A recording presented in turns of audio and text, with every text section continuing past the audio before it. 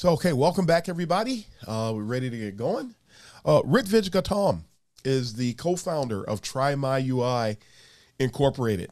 He hails from Mumbai, India, and came to the United States to study physics and philosophy at Claremont McKenna College. After specializing in the area of philosophy of mind and interning at LAM Research's Global Quality Department, Rit started Try My UI at the age of 21, Yeah. right after college with his co-founder, Timothy Rotolo. I know Tim, tell Tim I said hello, by the way, to help companies ensure that their websites and apps are usable for their target demographic customers. Since then, Try My UI has grown to be one of the leading user testing platforms in the world with customers like Qatar Airways, National Geographic, TD Bank, Big Commerce, Ryanair, and many more. Ritvij is also a board member of the Community Advisor Board at the University of Utah College of Social Work, where he advocates for the importance of UX in digital learning. He and Tim have co-authored the book, This Sucks, SUX, which is available on their Try My UI website. In his free time, Rit is an avid squash player, rock climber, and skier. So that said, welcome Rit to the stage today. Take it away, sir. Hey, thanks so much for having me, Darren, and thanks everyone for being here. This is lovely. I'm really thankful for Delta CX for putting this together. It's been a while since I've spoken at a conference or spoken to other people in general, so this is great.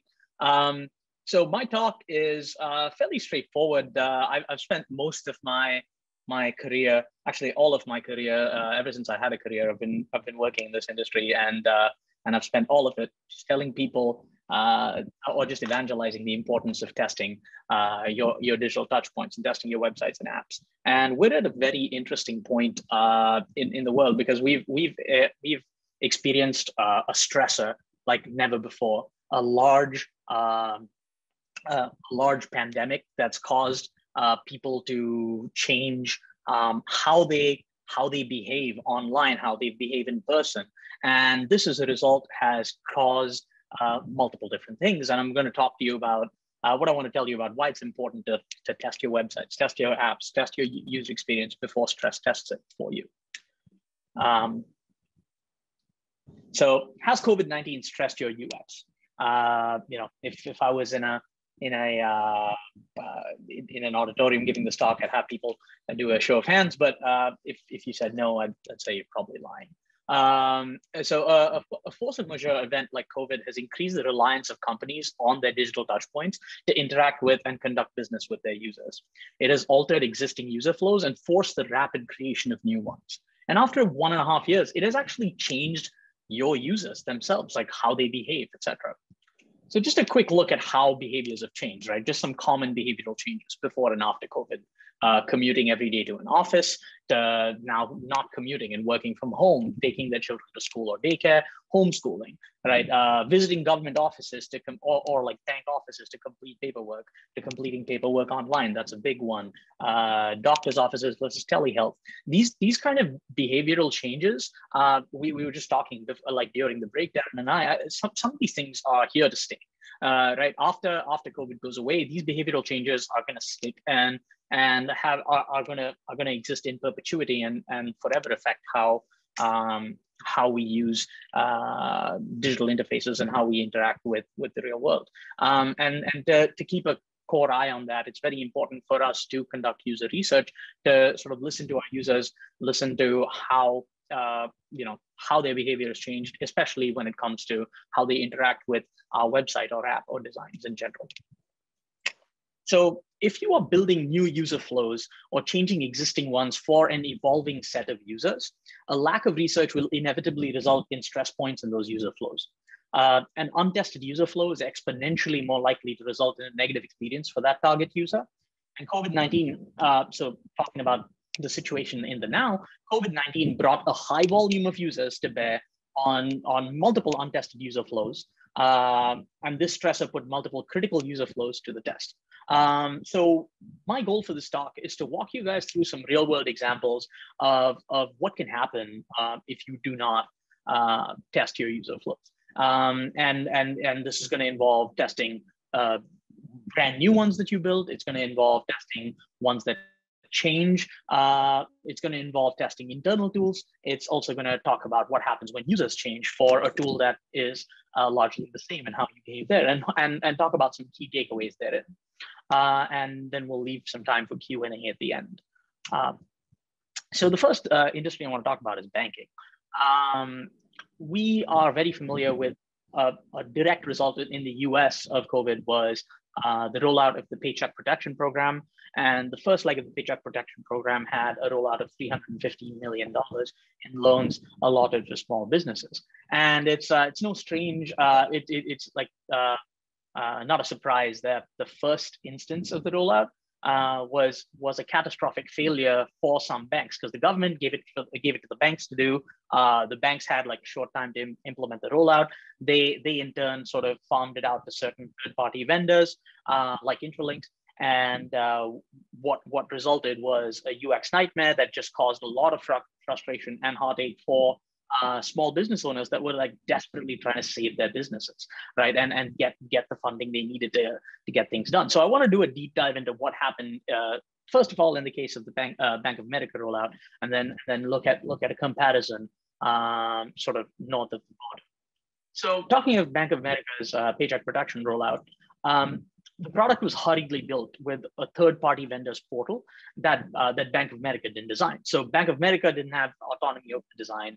They went with like a plug-and-play solution of a third-party vendor. That third-party vendor just put things in play. And on the right-hand side, you can see the kind of emails people were getting. So literally, as I was applying for a loan, if you were applying for a loan, a Paycheck Protection loan from Bank of America, no joke, you got an email where the name of the person was Bank of America, but their email address was newuser1@intralinks.com. And the email would start with Bank of America is working with Intralinks Exchange to gather your documents. That is our standard process. This is something that reads or like just, sends alarm bells ringing for people. It makes it sound like it's a spam email. And please understand, these are people that are dealing with an application for a loan for like business documentation. So they're looking at, sharing their EIN number, looking at sharing financials, perhaps account numbers. Like this is delicate stuff. And naturally you'd be thrown off, or your trust in this would be eroded if this is what you agreed to. Furthermore, instead of aiming for an intuitive design, Bank of America gave, kind of putting Intralinks to task to design well. Bank of America gave the users a set of detailed instructions on how to use the Intralinks portal. But the kicker was those instructions were in a PDF separate from the interface. So on the right bottom, you can see an image of like those instructions. Literally, step one was like this. It was images and letters that were outside of the interface on how to use that interface. So what happened was people were attempting to apply for loans. Smart, tech-savvy people, a lot of people, smart and tech-savvy people were attempting to apply for these loans and were just not able to navigate the interface. And this resulted in a catastrophic failure. And also like the suspicious outreach emails from those third-party vendors, that third-party vendor system just eroded trust in the process. So it's like, look, I'm not giving any kind of my company documentation to someone named newuser1@intralinks.com, even if they say their name is Bank of America. So these kind of things are like catastrophic UX failures in a user flow that was sort of built quote unquote overnight to accommodate for the Paycheck Protection Program. And so our gut reaction might be to say, well, they didn't have enough time to do it. They probably didn't have enough time to test it. So that's why it was so haphazard, etc. But a direct counterpoint to this, right, is, well, first and foremost, right, like the outcome of something like this was this headline, banks gave the richest clients concierge treatment for pandemic aid, but many other small businesses couldn't get their loan requests submitted before the money dried up. And the impact of bad UX, especially in like a stressful situation, in a stressor situation like COVID, can have like an overwhelming bad impact, right? Like an untested an untested to a product or untested user flow that's just sort of thrown into the wild, just sort of with a Hail Mary, these are the kind of outcomes that you can expect, and that they're not nice. So if the defensibility of this is, hey, they didn't have enough time to test. I give you a counter example of the Canadian Revenue Agency, which is the equivalent of the Treasury, and they had to disburse loans for income support to individuals, right? So not businesses, but like a much larger group of people, to individuals. And they built the Canadian Emergency Response Benefit System. They used us but before they rolled it out, they used us to test that user flow with real Canadian testers from a wide range of ages, genders, incomes, demographics, education levels, etc. And they took the time to implement that feedback in their design, right? One of the hallmark things is the SERB is a simple web page with a few key headers, right? Who's eligible, how to apply, key information for key people to find out, each with a brief summary of important information needed to continue the process. So what happened was, even if users skipped straight to the bottom because they understood, they were able to run those tests and understand that layman users often don't stick around and read content-heavy pages, etc. So even if you just power scroll to the bottom of the page, there was just a 2-question survey that would tell you where to go next based on your answers, right? Contrast this with Bank of America's exhaustive PDF document on how to apply on the portal, right? These two differences really show you what it could be, what you could choose, what you could stand to gain if you took the time to test, even when the situation is time sensitive. And they got rave reviews, right? Like it was a resounding success. So easy, I thought it was fake, was like a very common sort of feedback. Like people were able to apply for their loans and get confirmations in 2 to 3 minutes. Whereas on the other side, with Bank of America, there was instances of people with PhDs, like this guy with a PhD whose wife is designs AI systems for a living. Both of them sitting together couldn't figure out how to submit their loan application. So these two differences are extraordinarily stark, but they tell you that, look, if you do not test and you just send it out there, it's going to get tested, just not by you. It's going to get tested by the powers that be, and it's going to cause extremely frustrating situations for those users, and it's going to result in an overall bad user experience. So here are some lessons with this instance of banking on bad UX, right?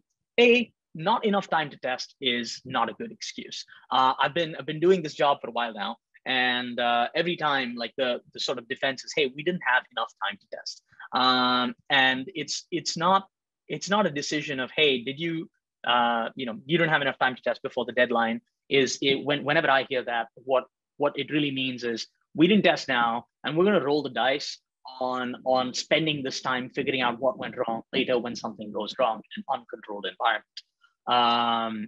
Also, users in a test environment provide invaluable insight and feedback, because in a test environment, you're able to get feedback in sort of a controlled way. You're able to give users specific tasks you want them to perform, etc. Send them through a specific user flow. But users in a live environment are not, quote unquote, not to be tested, because they're not looking they're looking to get the job done, right? They're not out there to be understanding and help, sit with you to help figure out the tool, or give you feedback in a nice way, or tell you hey, well, guys, this is here are some changes that I think you should implement. So don't think of it as, oh, we need to meet this deadline, so let's forego testing or not do it. Because I even though a lot of people say that they do it, I know for a fact that every single day products, websites, apps are pushed out without being tested. And this will just come back to bite you later. So COVID-19 was a stressor that resulted in the time-sensitive ad hoc creation of both of those user flows. However, good UX research can result in a drastic difference in your user experience ability to weather a stressful event. And that's the lesson from this instance of banking on bad UX. Now I want to talk about internal software. So in terms of external software, the relationship with the users is obvious, right? put banking aside for a second, but any sort of external user or software designed for an external user, you have a sense of, hey, if users don't like it, they can walk away. If users don't like it, they tell me they don't like it, they'll go with a competitor. And those are the kind of things you deal with. But I really want to make a plea for the lack of testing with internal softwares, because you don't have a choice. The building I live in the US, I have to pay my rent through a rental portal, and it's garbage. It's absolute trash, right? But my choices are either pay rent using that portal or move, right? There's no option to shop around being like, hey, I want to live in this building but pay rent through a different rental portal. That's not an option available to me. So I am beholden to that internal tool. So I have to put up with its subpar UX just because I need to get the job done, right? I need to pay my rent. Similarly, for like organizations and companies, especially like a large enterprise organization, there are a host of internal tools built to serve multiple different functions, and users of those internal tools often have no choice but to tolerate that software because they aren't the ones that built it, but they needed to get their job done. So what ends up happening is oftentimes, because they're so far away, their feedback and their voice is so far away from the people that are actually building that tool, they just don't bother to voice their opinions. Instead, what ends up being formed over time is this compendium of, hey, here's the trick to make this work, workarounds and shortcuts to make this happen, a sort of library of tribal knowledge to get their job done. And this is just a ticking time bomb, a stressor just waiting to happen. When like the one guy that missed out on the tribal knowledge, like a new employee or someone that missed out on the tribal knowledge, or someone that just isn't vigilant enough to apply the tribal knowledge, because that's not in any handbook or manual. Just he was left out of the loop. Like that guy has a moment to interact with the platform. So and by the way, I don't. This is not like a bashing on banks session, but the second example is sort of fresh in all of our minds, I'm sure, with the Citibank incident that happened not too long ago this year. So the internal tool terror of that happened with Citibank. The Citibank was holding money in escrow for Revlon, pending Revlon's bankruptcy settlement. When instructed, and then with the settlement, the judge instructed Citi to disperse a partial sum of 8 million to the lenders as a settlement. And then Citi, despite 3 independent verifiers on the transaction, accidentally dispersed the entire debt amount of 900 million to the lenders. And then the judge ruled that the lenders are not obligated to return the funds now that they've been paid in full. Right? So and on the right-hand side, you can take a look at what that user experience looked like. So that wasn't built in 95, by the way, that was built in 2012. And it's called the FlexCube, and it's part of Oracle's banking suite. The subcontractor thought that checking the principal checkbox right over there and entering the number of a Citibank wash account would ensure that the principal payment would stay at Citibank. He was wrong. To prevent the payment of the principal, the subcontractor actually needed to set the front and fund fields to the wash account as well as principal. And he didn't do that. And not only did he not do that, there needed to be 2 other eyes on this to verify it and say it's okay. And the final supervisor said, it looks good. The principal will wash, right? And then they signed off on it, and then it happened. So looking at that, obviously all of us can tell that looks hideous, but the fact of the matter is they've been using this to do transactions every day, right? This isn't like a one-off instance where they choose to use this tool and they messed up. That's the tool they've been using consistently to handle transactions like this. And they've been using it this whole time. And it's been horrible, obviously, this whole time. But why has no one raised any questions about it? And I ask it a different way. Do you think the Citi executive that made the high-level decision to use the Oracle banking suite actually had the people that would be using it regularly test it out? Right? How often do you think that happens? If you work at a large enterprise, think to your own company, right? Do you think like purchase decisions that are made at such a high level, like procuring external software, procuring software to perform internal functions? How often does like the end user get to vet that? Or even tools built internally, right? How often do people get to vet that? And then just because an interface comes with a manual on the way to get it to work, right? Just because I know, oh, like, hey, what he didn't do is he didn't also set the front end fund fields to wash. That's his mistake. Just because there's a way to make it work doesn't mean that it's usable, right?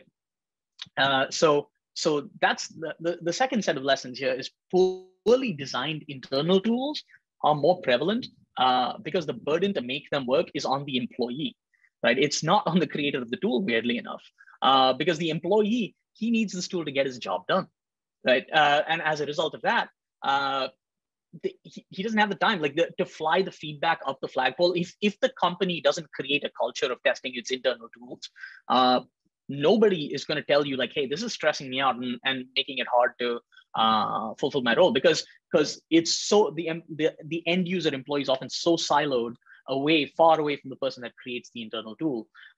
So testing internal tools will ensure that the tools will actually be intuitive and will de-emphasize tribal knowledge. So regardless of whether they're procured externally or built internally, usable internal tools will save a lot of training time and money for organizations, right? So every time you have new people come in, every time you have new people to fill an existing role, right, and you're showing them around, like you don't want to have this person go through the official training of the company and then have like the real training where they tell you, hey man, this is how things actually work around here, or this is how you actually get this done using this software, right? You don't want to have that happen. Like that just extends training time, that extends the amount of time before the person that is getting trained becomes useful. And also it leaves areas for pitfalls where tomorrow, like, you might bungle up and be out like $900 million. And not everyone has that kind of cash flow to learn that kind of lesson. And here's a bonus example of like terrible internal tools. Remember when the state of Hawaii thought it was getting nuked? That's because this is what it looked like. Their warning system, the threat. So what the guy had to click on was PACOM CDW state only drill, but he ended up clicking on PACOM CDW state only. But in between those two, for some reason, there's a tsunami warning. This is just like garbage information architecture. But you can see like these kind of tools, they just exist. They just persist, right? There's this idea of if it ain't broke, don't fix it. But you don't know if it's broke because no one's ever told you, and you've just gotten lucky where no one has stumbled across a use case where this has had to get broken. Somehow like this tribal knowledge has been sustaining you. Your internal company training, your official company training isn't what gets people to work the internal tools. It's the tribal knowledge that gets people to work internal tools, and your employees are stressed out and they're just waiting, right? Like you're just playing a waiting game, a numbers game of how many interactions with this software is going to eventually result in a misstep or like a bad user experience that's then going to have a ripple effect. So the last thing I want to share you, the last story I want to share with you, I know I'm like 4 minutes left, so I'll be quick. Even long-standing and established user flows might need revision if their user base changes. Like I said, users are evolving, and you don't need something like COVID to have users evolve, right? Sometimes it happens on a local basis. Page view and session data, which is often siloed to the realm of marketing, can be used as an effective tripwire to learn of changes. I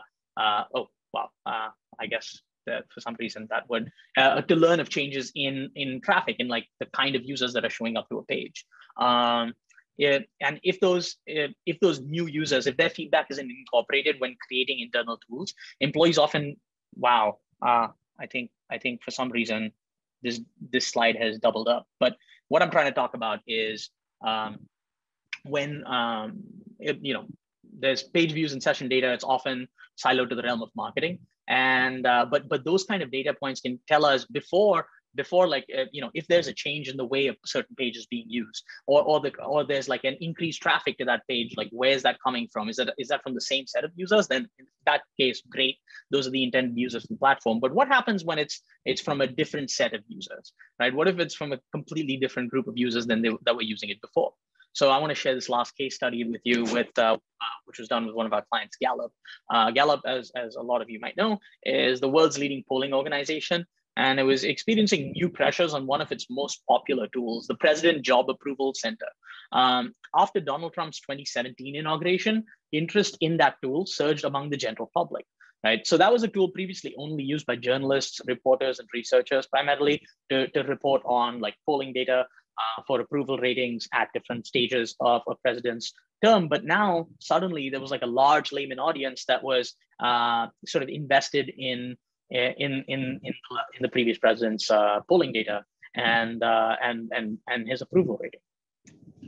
So the reason the Gallup design team was able to pick up on this new persona is because they saw they were able to use, they had visibility into the metrics like traffic and page views, so they were able to easily see like, hey, this is uncharacteristically high traffic for this page, right? They were able to pick that out immediately, and it could have been a potential stressor had it gone unnoticed, right? If the design team didn't have that visibility, the amount of time it would have taken for someone like on marketing or someone on that end of the aisle to fly the signal to the product side to say, hey guys, the people using this are totally different now. Would have been a long time, and that might have caused issues, etc. But because they were like regularly keeping an eye on that data, they picked it up immediately, and also they were able to conduct a timely study. And a quick test allowed them to identify and improve a key user flow for adding presidents to compare. So back in the day, it was this plus and minus sign to add other presidents to compare them. And a lot of the old users knew what it was about because again, it was their job to find out these metrics. But a lot of the new users, that was not super intuitive. They got the feedback for that, and they were able to add comparison very easily.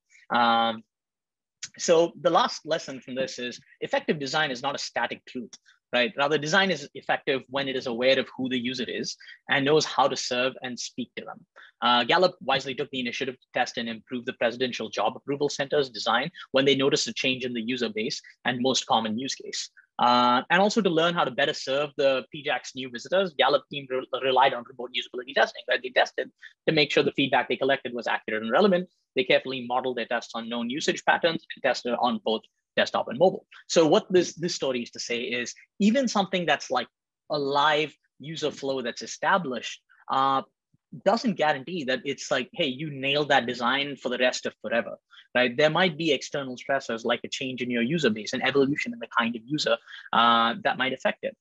Think about like the evolution airlines have had to go through with their user flows, given that travel is now super tentative for a lot of users, right? And giving them ways to effectively change their flight reservations or redeem a refund, etc.